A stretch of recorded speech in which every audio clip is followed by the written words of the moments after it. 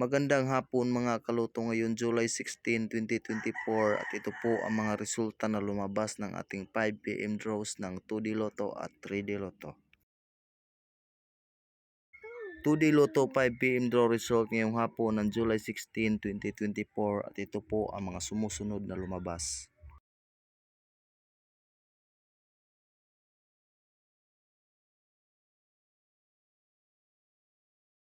Three D Lotto 5 PM draw result ngayong hapon ng July 16, 2024 at ito po ang sumusunod na lumabas.